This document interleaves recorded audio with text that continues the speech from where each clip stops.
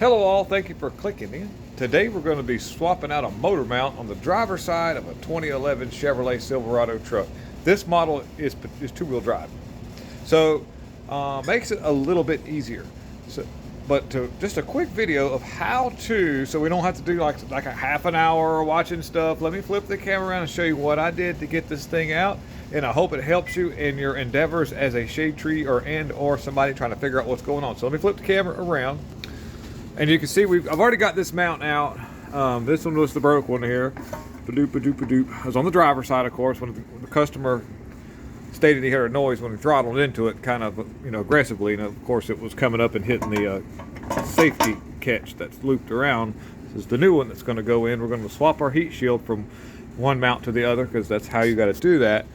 What I've got here is a little like a holding hoist to support the engine, so that I can, don't have a floor jack underneath the bottom of it. But if you need a floor jack, that'll work. If that's all you have. But I use this right here and helps me a little bit. But what I did is I removed the exhaust manifold, because if you try to take the motor mount up out of there, it hits the bottom of the manifold. You can't lift it up high enough to get it to roll up and roll past and out.